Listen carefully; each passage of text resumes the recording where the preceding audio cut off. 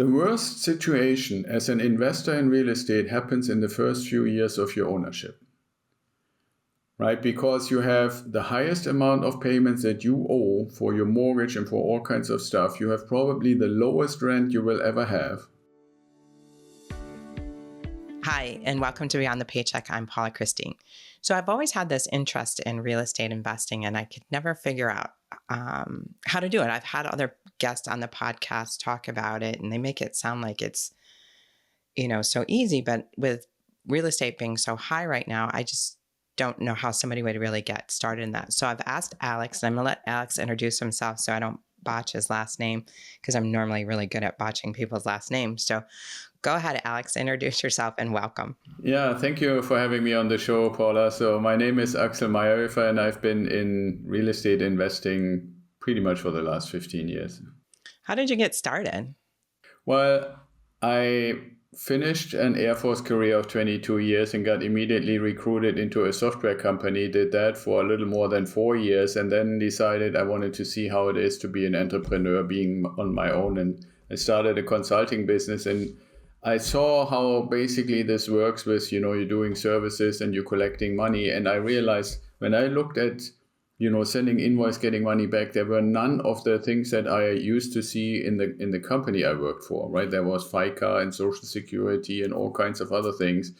And so I started inquiring because for me, even though I was in my 40s at the time, it was all new to me. And people said, well, yeah, these things are collected so that you can get, like retirement money and health insurance and all that. As an entrepreneur, you're supposed to do this all on your own. And for me, it dawned on me pretty quickly, those 4 years wouldn't really give me a whole lot of a retirement. And the only thing I would really have is the little bit of pension money from the Air Force.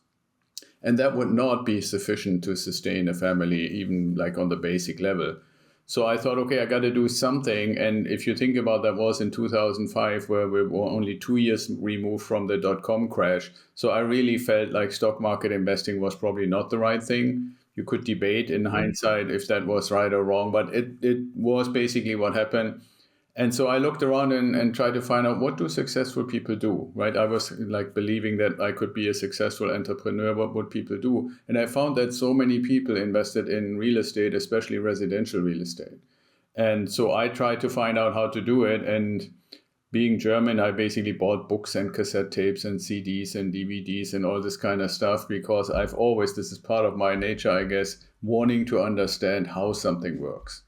Right. And so that's how I basically got into it, and then started to find out that where we were living, because that software company was in Santa Barbara, it wasn't a good place to invest, because you had to be inherently rich or something like that to just even make a down payment for a place. We struggled mightily to find a place for ourselves, let alone have any money left for investing.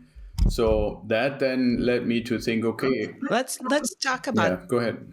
Let's talk about how do you find the money?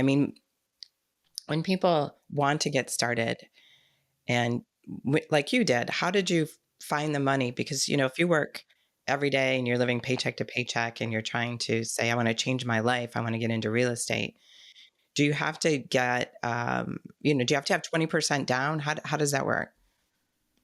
The quick answer is no, but I didn't know that at the time. So I thought you had to.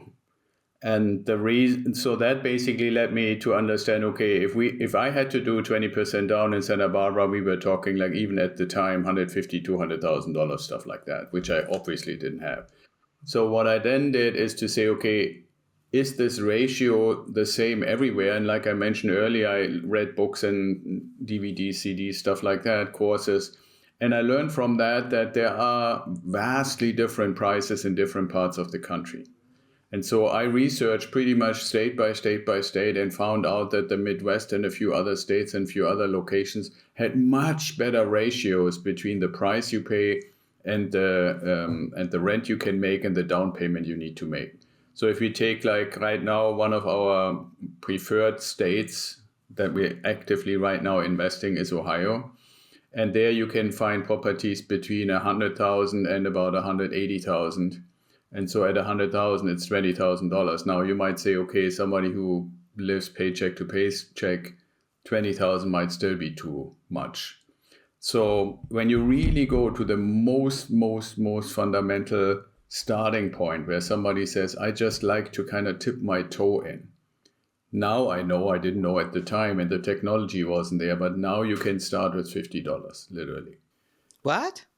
Yes, you can start with $50, which Okay, is you got my attention. I have $50. yeah, exactly. Well, and probably multiples of $50 every so often. So how does that work? It's called tokenized real estate investing, and it's kind of like I would call it a Say that again. tokenized real estate investing. Tokenized? Tokenized, yeah. Tokenized? Okay. So a token, just to explain that real quick, a token is similar to a share in a company. So the platform that I use, and I want to, for your audience, just clarify real quick why I'm using it, even though it's not the main investing tool. When you start owning houses as investments, obviously there are things like repairs, big ones, small ones, tenants move in and out. And so there are some costs associated with it. And everybody who is credible in the business would say you should build a reserve. So when I started investing and still was running my company, I didn't really need the cash flow that came out of the investment properties. So I took that, put it aside to build that reserve, and I put it aside in increments of $50. Now, somebody who says, I don't even own a property can do the same thing. So real quick how the process works. The company that runs the platform goes out and says, where do we find a well-performing property? The same property that you and I would ultimately potentially buy outright. They buy it for cash, and then immediately, and they buy it on behalf of a company, of a small LLC. So let's say there were Christine Street, 123 Christine Street, and there's a nice little 3-bedroom house, 2-bath, for $125,000. So this company goes and says, we make a Christine Street LLC and buy this property for cash. And then they take the $120,000 and divide it into $50 increments, right? So you would have, let's see, 50, that would be 2,000, 20,000 would be 2,400, 2,400 I could probably help you, but I won't. Yeah, no, it's fine. 2,400 tokens, right? Or you could also say it's the same like a share in the company. Yeah, a share. And then they put it on their platform and say, okay, Axel, you need a few. Christine, you need Paula, you need a few. Johnny, you need a few. So you and I, at any given time, as long as any of those 2,400 tokens are available, each one costs $50, we can just buy them. And so we own basically a tiny little piece of the house. And if you say, I don't have more than $100 a month, then you have 2 tokens per month. And when that house at some point is all sold, actually before, obviously, the company is not just selling one by one and buying one by one. They're always having a bunch on their platform. But the principle is there's always some that you can buy tokens from, which is also a good idea because ultimately, if you do this, and we're doing this exclusively, you will end up with a whole long list, like 5 tokens here, 10 tokens here, 3 tokens there. So you would have invested in a whole bunch of properties. And every day you get 2 tokens worth of rent added to your account. So that's kind of like the really very first lowest level, financially lowest level way of investing in residential real estate without having to have like at least $20,000 or $25,000 for a down payment. And the way how do you know? Yeah, go ahead. How do you know that they're reputable tokens? How do you know it's not a Ponzi scheme or a scam or some sort? Well, you have to keep in mind that the company doesn't own the property. The company is only facilitating the deal, right? So the properties are the same properties that I, for example, get offered from my providers outright. And this is a little bit, and thank you for the question, because it builds a beautiful bridge to what are we really doing when we're sitting in Santa Barbara, we're sitting in Michigan, and we want to invest in Ohio, right? So similar to what this platform does as a facilitator, there are organizations that are called turnkey providers. And a turnkey provider in a nutshell is a company in a certain area or region that said, okay, We know there are properties for whatever reason that people haven't taken well care of in nice neighborhoods. So what we try to do is find what I call the ugly duckling in a nice neighborhood. We try to buy it from the owner, and then when we own it, we renovate it to the modern standard, make it a really nice house again. That's part one. So that's kind of like the construction part of the turnkey provider. So the middle part is marketing and sales. And so what they do there is first, and my providers that I work with, they go out and say, let's go to all our investing mentors and let them know that 123 Christine Street in Cincinnati is now available, ready, renovated, fresh, good to go. And then either I or one of my investors that is part of my program or any other person that they contact would basically be able to buy this property. If all of that would fail, it would be possible. It never happens. I have not seen it, but sometimes it could theoretically happen that they put it out on Zillow or Redfin or so, then regular people could also find it or give it to a real estate agency. Normally, one of the benefits of working with turnkey providers is that you don't have to pay real estate agent fees and all that kind of stuff. But the marketing and sales department is trying to find investors who want to buy the property. And then the third department in the same company is property management. So if you and I were to work together and you had $25,000, then I would vet a property. I would say, hey, Paula, here is one that is exactly how you want it. It makes $250, $350 per month in cash flow. I recommend you buy this. We make the connection to the turnkey provider, and then I would take you through the process. And you would basically then own that property. And they renovated it, so it's totally fresh. It's almost like new walking in. You buy it from them for a fair market price. So it goes through an appraisal. If it doesn't appraise, we wouldn't buy it. And then immediately the same company does the property management. So you can imagine if they all know we're going to manage this thing that our other department is renovating. So I'm always believing they renovate it a little better because they don't want to have bitching amongst each other in their weekly, management meeting. So then they manage it for us. And that's basically why I always say for our clients, we don't really have that much to do.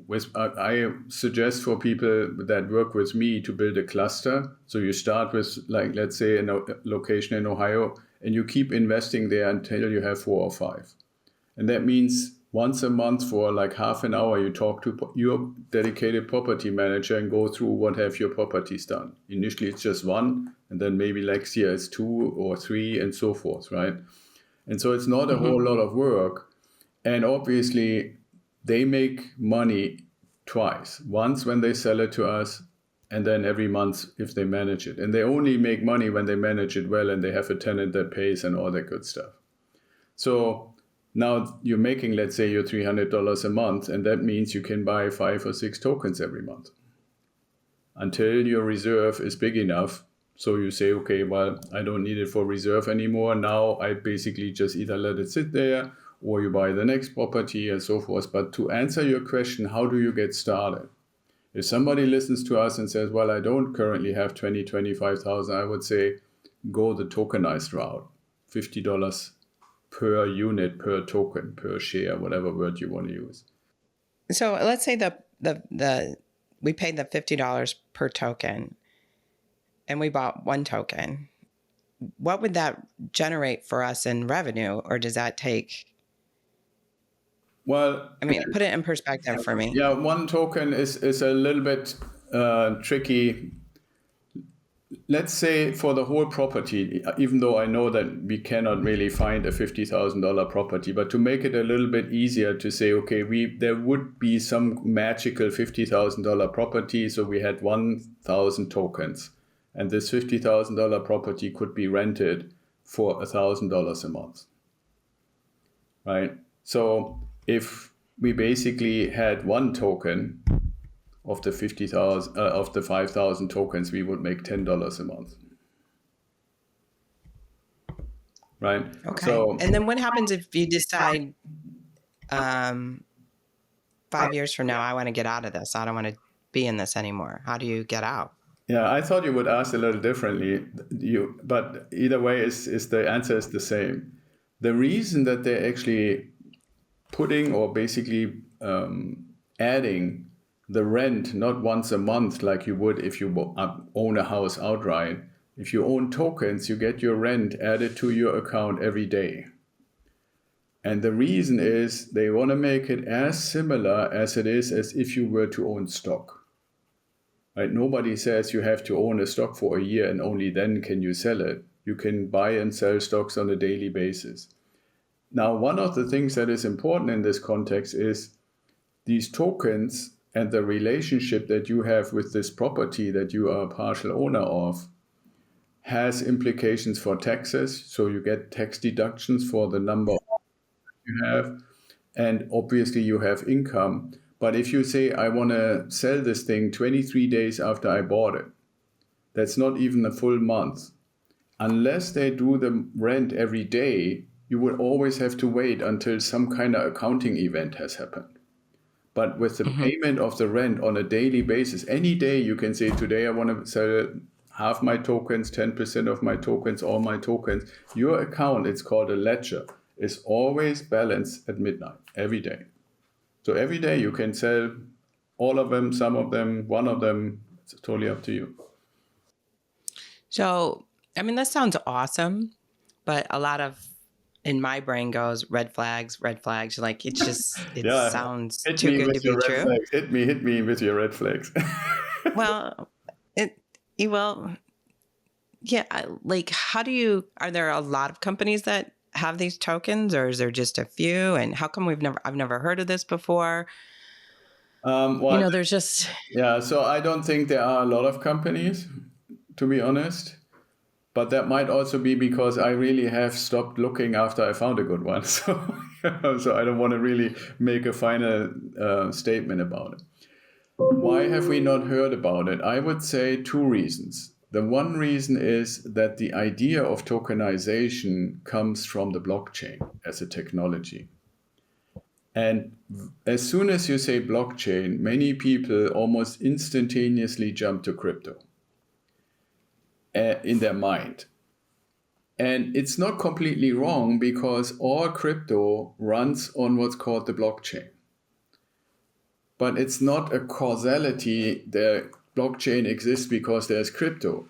The blockchain is a technology in accounting where basically blocks of transactions are digitally enclosed. So when you, for example, look at your bank statement at the end of every month, and you have the list of all the money that went in and out, all the things that got paid, and you imagine that statement were one block.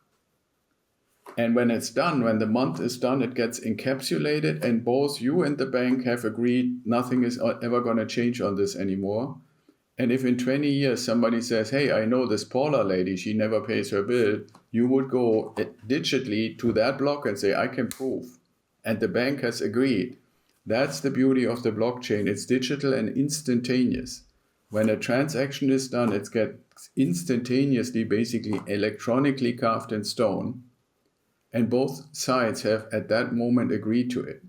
And so for crypto, which is being traded basically on a microsecond basis or something like that, a technology like that is obviously very helpful.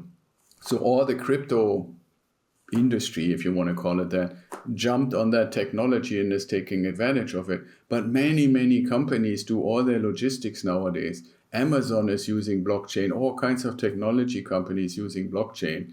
And so why haven't we heard about it? Because as soon as somebody says investing in crypto, for many people, there is this kind of like a huge, it's not a red flag, it's like a, like a red blankie or something.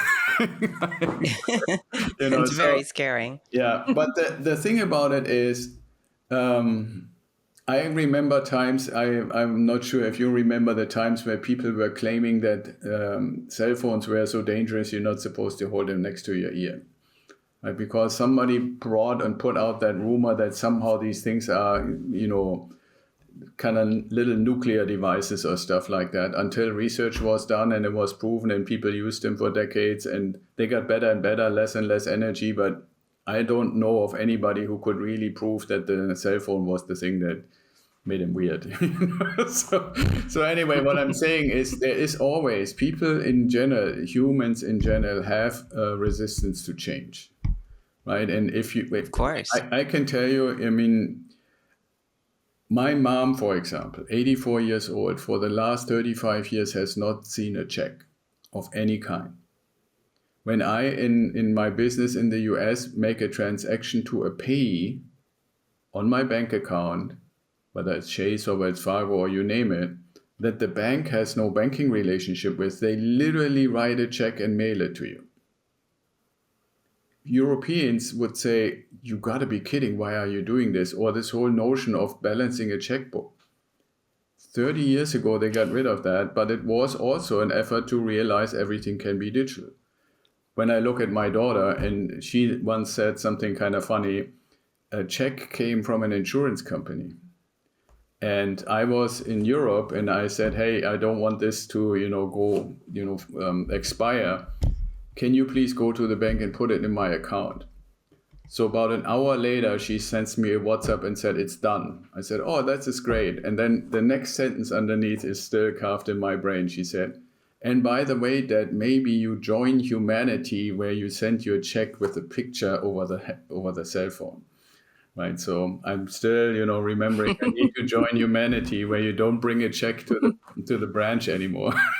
No, you don't have to do that anymore. You can just do it over your cell phone. But so that's basically, in a long-winded way, the answer to your question about tokenization. We haven't heard about it very much because it brings a bunch of different things all together in one space. But I think, and I don't know if you're doing this deliberately or, like I said, you're probably very great in doing these conversations. That's really the greatest argument, I believe, why anybody who is interested in investing, not just real estate, should seek somebody who has experience and has done all these things and can really make sure that you avoid as many mistakes as possible.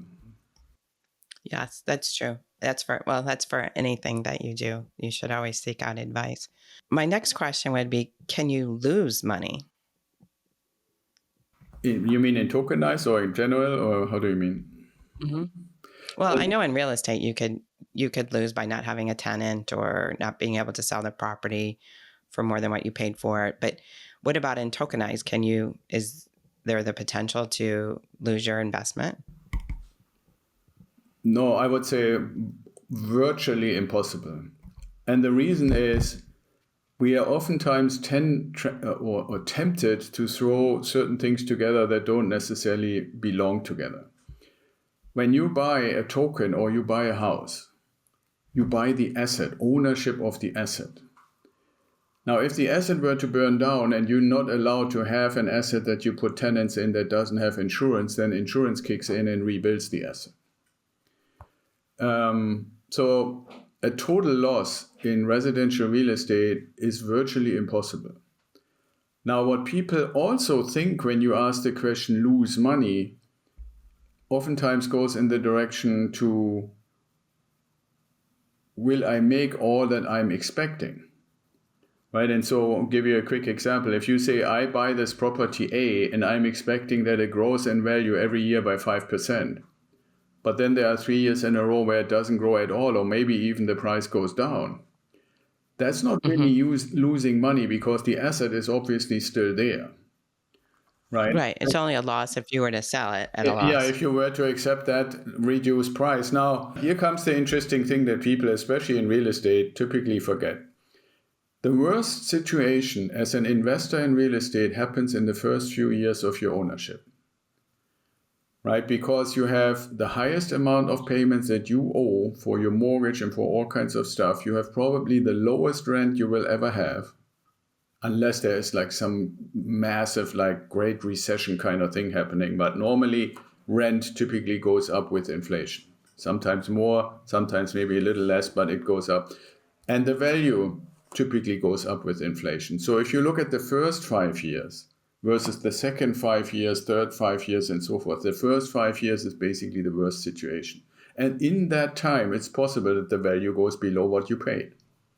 Now, that's why it's so important to say, why do I do this in the first place? Remember when we started, I said, Paula, the point I realized is I would have to work forever because my consulting business doesn't pay any kind of retirement. So what I started doing is for myself and my family invest in these properties so they become my retirement.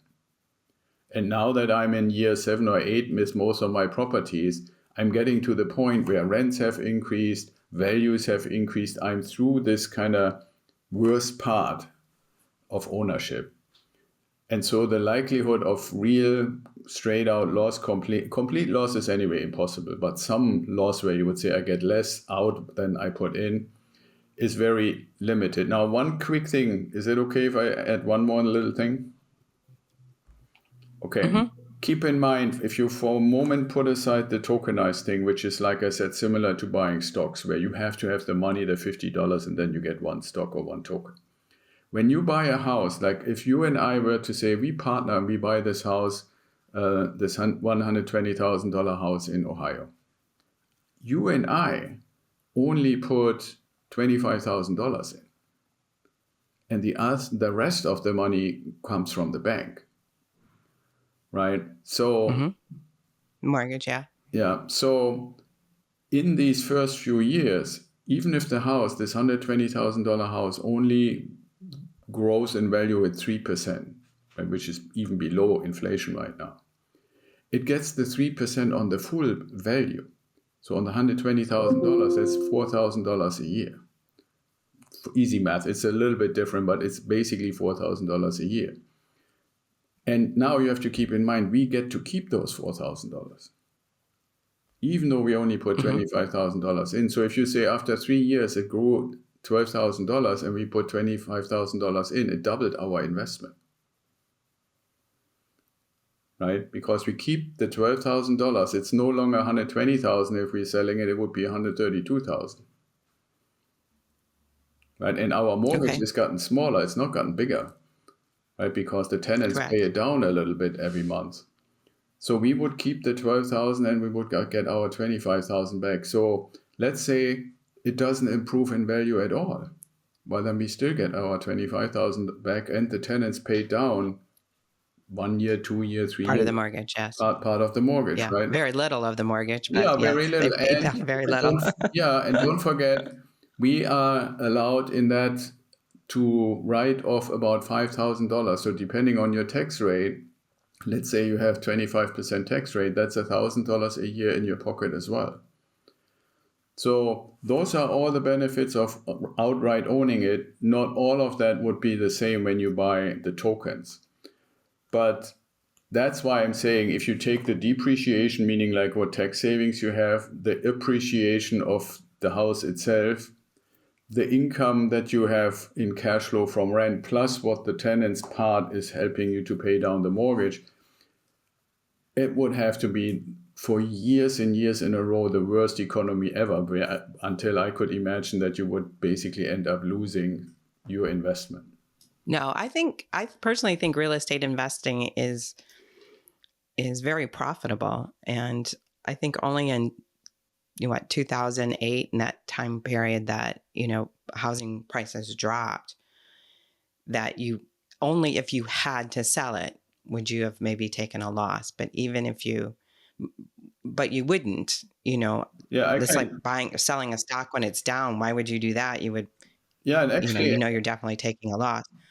But if you hold it, go ahead.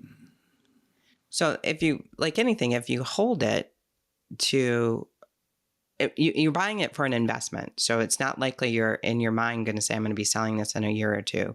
I mean, you're buying this investment for a long-term time period because you see that it's going to be profitable. I don't know that too many people have bought a house and have really lost money on it, other than if you were in that really bad period of time. But so it makes a lot of sense to me to get into real estate investing, and it's something that I really want to learn a lot more about. And you've given me some things that, the tokenization, I've never even heard of that. So I know personally I'm going to do my own research before I get involved in anything.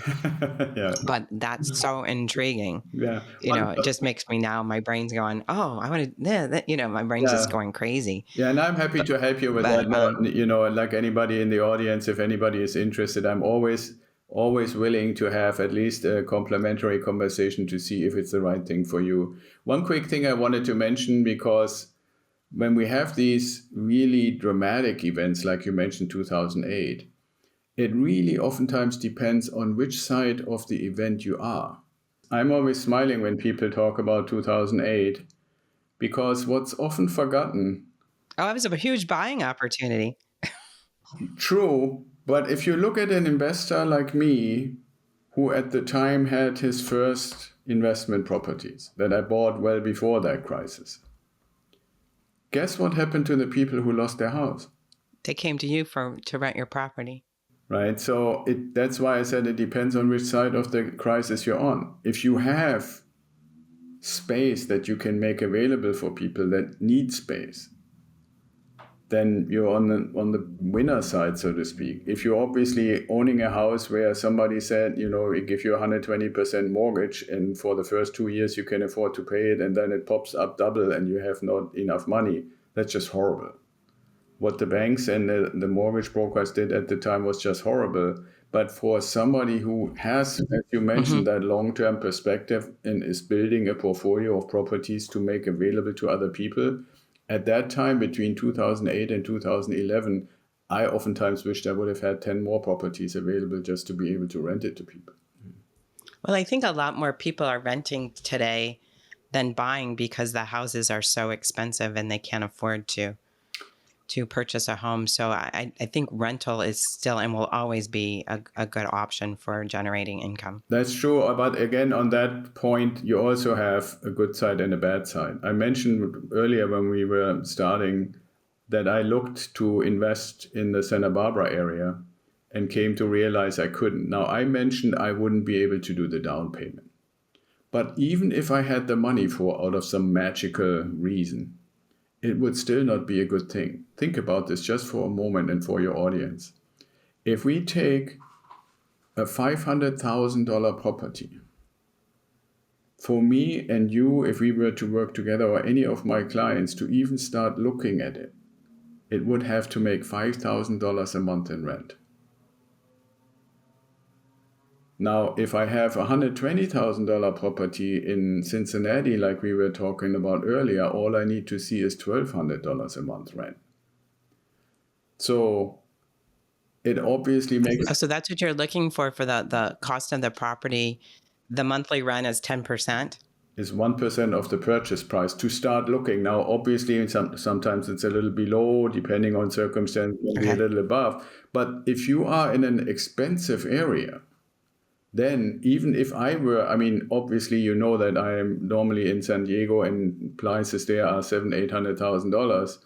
So I shouldn't own, even though I do. But from a purely investing perspective, I actually advise my clients who live somewhere in California, rent, because you are better off giving somebody $4,000 or $3,500 in rent on a property that's probably worth $600,000-$700,000. And then not spending your money in trying to buy, because if you wanted to buy that $700,000 property, you would have to come with $100,000, $150,000 down payment. I can get you 5 houses for that. These 5 houses would probably pay 30% of your rent. But it doesn't work the other way around, right? If you are in Ohio and you can rent for $1,200 and you can buy for $120,000 or $150,000, you're better off to buy it. And if for some reason you don't like to live there anymore, rent it. The performance is, and most people don't learn this ever, in my opinion, and even in the real estate community, it's not that prevalent. When people ask me, what's the most important thing to know about residential real estate investing? My answer unequivocally all the time is performance. How well does the property perform? And a $700,000 property that gives you $3,500 or $4,000 rent is not a good performance. That's 0.5% versus a $120,000 property that pays you $1,200 rent, which is reasonable, is 1%. That's a good performance, because from day one, after everything is paid, even your little tokens for your reserve, you're still making like $100 or $200 in your pocket. That's a good performance. Well, you have provided me with a great education. I still have a lot of things that are still going on in my head, and I need to make sense of those. So, if somebody wanted to talk with you, how would they get a hold of you? Well, the easiest is you go to idealwealthgrower.com. That's our website. And on the homepage in the top right-hand corner, there's a button. I think it says Discovery Call or Book a Call or something like that. Just hit that button and you get on my calendar and you pick the most convenient time. And we would do kind of, not quite, but a similar conversation like you and I have, where I would ask you some questions and you would ask me any question you would want about real estate investing. And my main thing for the initial conversation would always is, I would like to learn from you what you want to achieve in the future for yourself and your family. And when I know that, then I can much better say, yeah, what I can help you with will achieve that or will not achieve that. Sounds good. Okay, I'm going to let you go. I just want to say thank you. And to the listeners, as always, reach out to an expert and always do your own homework before you get into any type of investing. So thanks, Axel. It was really a pleasure talking with you. Yeah, thank you. And I apologize about my internet connection today. Yeah, it happens. I appreciate you. So thank you very much. Yeah, thank you for having me.